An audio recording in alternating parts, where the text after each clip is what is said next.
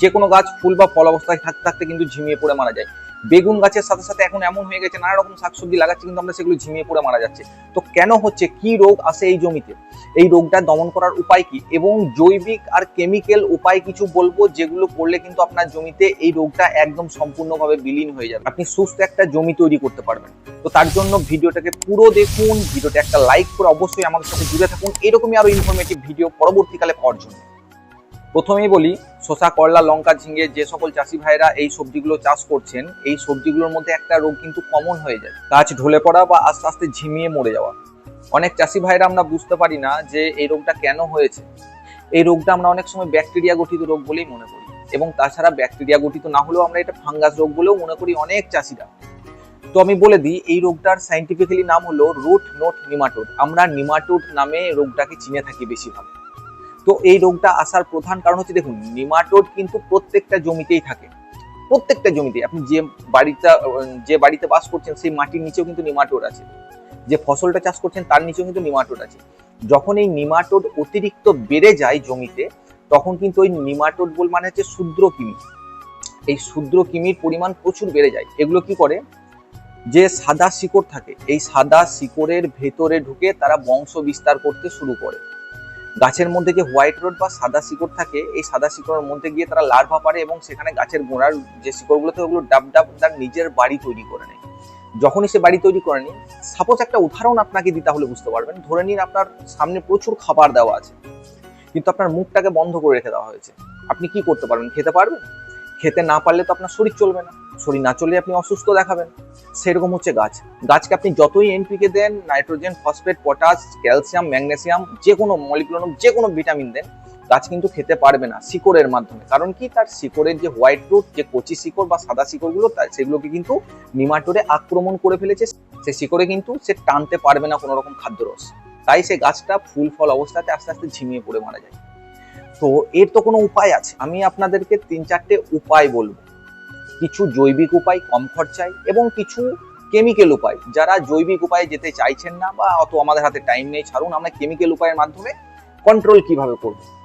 ভিডিওটি পুরো দেখুন, তাহলেই বুঝতে পারবেন। ভিডিওটি স্কিপ করলে কিন্তু আপনারা স্কিপ থেকে যাবেন। আশা করছি এইরকম ভালোভাবে বোঝানোর মতো ইউটিউবে এখনো পর্যন্ত ভিডিও সেরকম পাবেন না, আপনারা ঘেরে দেখতে পারেন। প্রথমত, নিমাটোড কন্ট্রোল করতে গেলে চাষের মাধ্যমে প্রথমে আমাকে কন্ট্রোল করতে হবে। প্রথমত, আপনার জমিতে যদি চাষ দিচ্ছেন, আমি বলবো টানা ফালে চাষ দিন।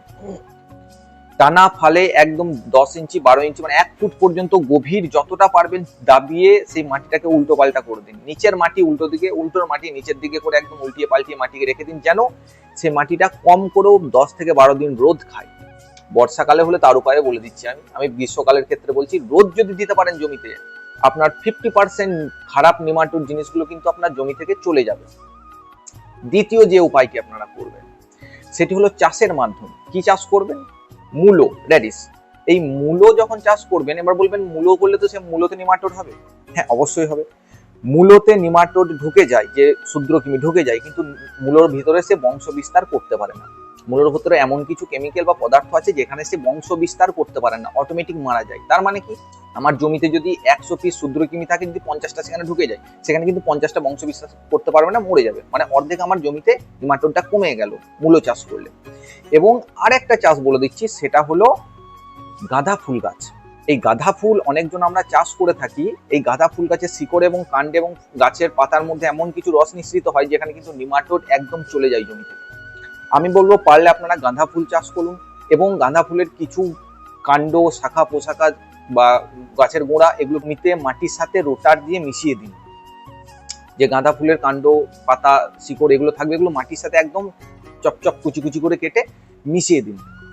তাহলে কি হবে, মাটিটা উল্টো পাল্টাও করে দিলেন, গাঁদা ফুল গাছের শিকড়গুলো মিশিয়ে দিলেন, এবং জমির মধ্যে সেই গাঁদা ফুল গাছের মিশানো যে মাটিটা, ওটাকে পৌঁছতে দিন। মাটিটা মানে যেন মাটির সাথে মিশে যায়, গাঁদা ফুলের শিকড়, কাণ্ড, পাতা এগুলো যেন মাটির সাথে মিশে যায় একদম সম্পূর্ণভাবে।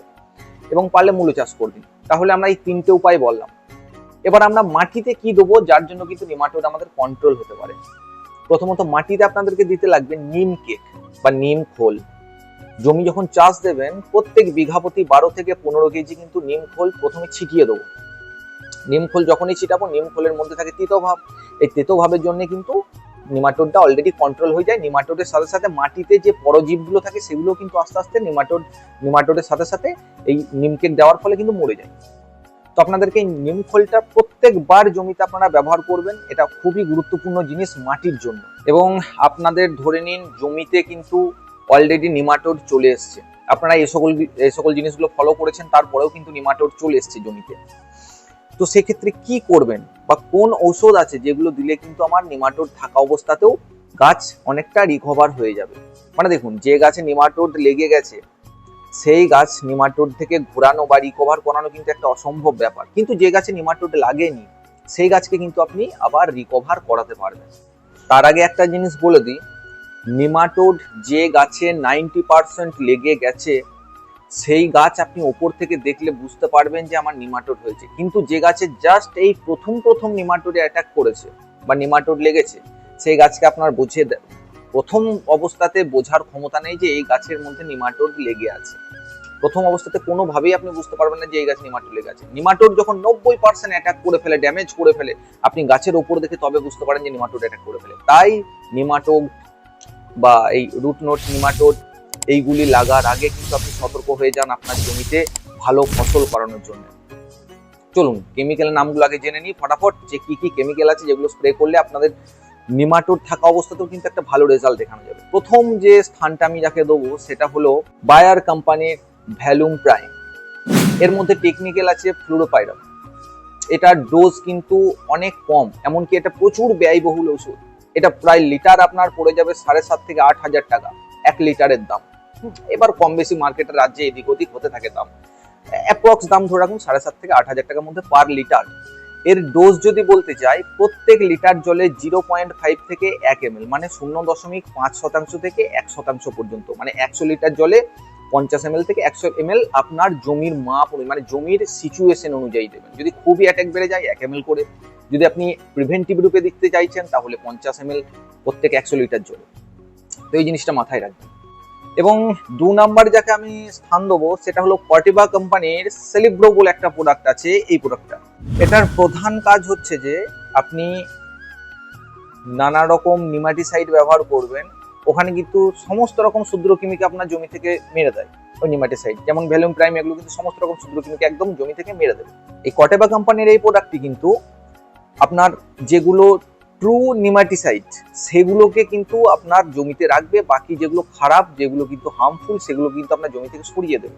যেমন আপনাকে উদাহরণ দিই, জমির সাথে এই মাটিতে কিন্তু তার সাথে সাথে কেঁচোও থাকে, কেঁচোর সাথে নানা রকম পরজীবী থাকে, অণুজীব থাকে, যেগুলো কিন্তু মাটির ক্ষেত্রে ভালো বা গাছের ক্ষেত্রে ভালো, গাছকে নিউট্রিশন নিতে সাহায্য করে, সেগুলো কিন্তু অন্য নিমাটিসাইড মেরে দেয়। কিন্তু এই কর্টিভা কোম্পানির সেলিব্রো এই প্রোডাক্টটি কিন্তু সব নিমাটিসাইডকে মারে না, যেগুলো খারাপ সেগুলোকে কিন্তু আপনার জমি থেকে সরিয়ে দেয়। এই সেলিব্রো প্রোডাক্টের যদি আপনি ডোজ জানতে চান, প্রত্যেক লিটার জলে 0.5 থেকে 1 ml করে, মানে 200 লিটার জলে 100 থেকে 150 ml আপনারা ব্যবহার করতে পারেন, দেখবেন রেজাল্ট কিন্তু খুবই ভালো আসছে। 3 নাম্বার যে প্রোডাক্টটি নিয়ে আমরা কথা বলবো সেটি হলো ইফকো কোম্পানির ত্রিগুণ বলে একটা প্রোডাক্ট আছে।